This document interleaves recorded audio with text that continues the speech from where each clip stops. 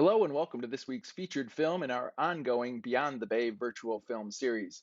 My name is Kevin Maher and I'm a member of the programming committee for the Bay Theater. This week's featured film is Jaws, and it was released on June 20th, 1975 by Universal Pictures and is based on the Peter Benchley book of the same name. Jaws is the story of a killer shark attacking swimmers off the coast of a fictitious New England town just as the summer season is opening. The film stars Roy Scheider, Richard Dreyfuss, and Robert Shaw.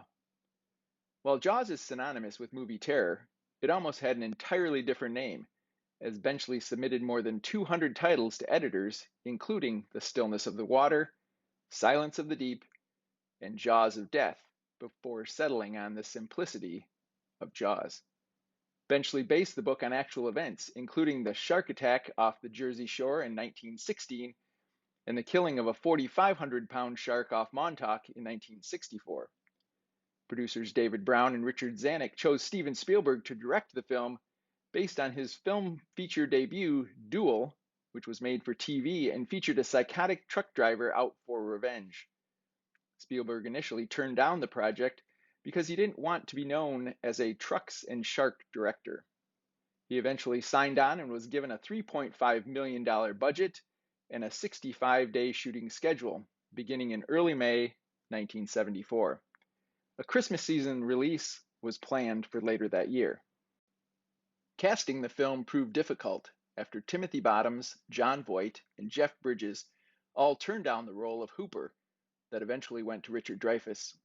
George Lucas actually suggested Dreyfuss to Spielberg after directing him in American Graffiti. Roy Scheider, who plays Brody, begged Spielberg for the part after hearing the director outline a scene at a Hollywood party of the shark jumping on the boat. Quint was originally offered to Lee Marvin and Sterling Hayden before the producers suggested British actor Robert Shaw, who had starred for them as Doyle Lonigan in The Sting. Shaw based his performance on the real-life Cape Cod fisherman Craig Kingsbury, who actually has a cameo as disgruntled fisherman Ben Gardner in the finished film. Several stories Kingsbury told Shaw actually made it into the film as improvisations by Shaw. Quint's speech about the sinking of the USS Indianapolis was not in the book and was written as a 3-page monologue, then edited down by Shaw the day of shooting. Shaw requested a couple of drinks before shooting that day, but became so inebriated he had to be carried from the set and shooting was rescheduled. Charlton Heston desperately wanted the part of Quint, but he was not offered it and forever refused to work with Spielberg. Spielberg chose Martha's Vineyard to create the fictional town of Amity, primarily because the ocean depth of 12 feet extends nearly 12 miles offshore, which provided the crew the ability to rest the shark apparatus on the bottom between takes. The location did produce issues, however, because local ordinances restricted the construction of any sets. So the only set allowed was Quint's hut, and that was built on a vacant lot, was deconstructed right after filming completed, and the site was required to be returned to its exact state, including the replacement of garbage and debris that was on the lot. Similarly, the Amity billboard was erected in the morning, filmed, then torn down before sunset of the same day. I mentioned the shark apparatus a moment ago. There were no live sharks used in the first unit shooting of Jaws. All the images of sharks shot by Spielberg are from one of 3 25-foot replicas, one for left side shots, one for right, and one for head-on. The apparatus weighed 1.2 tons, cost more than $250,000 to construct, but was constantly breaking down, which accounts for no actual shot of the shark until 1 hour and 22 minutes into the film. The shark's nickname was Bruce and was named after Spielberg's lawyer.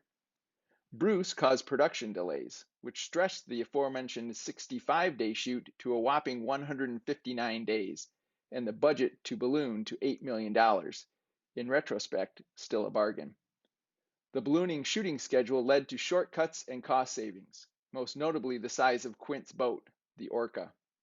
The most famous line from Jaws, "You're gonna need a bigger boat," was actually a running joke on the set for anything that went wrong, including the Orca itself one day sinking with equipment and shot film on board.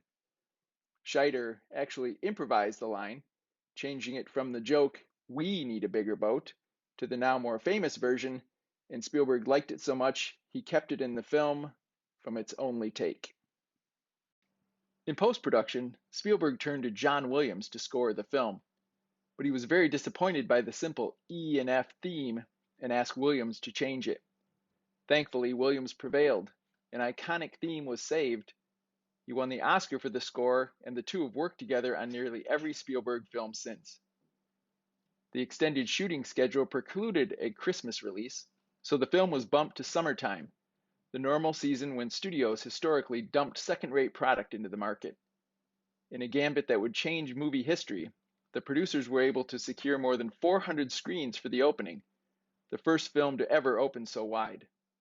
The risk paid off, and Jaws was a smash hit, the first film to gross more than $100 million in a summer, and was the highest grossing film ever until a little film set in a galaxy far, far away broke the record. The film that is widely credited with being the first summer blockbuster. This is Jaws. Please join us for a live Q&A discussion of Jaws on July 16th at 7:30 Eastern. If you'd like more information, go to our website at thebaytheater.com. Thanks for watching and enjoy the film.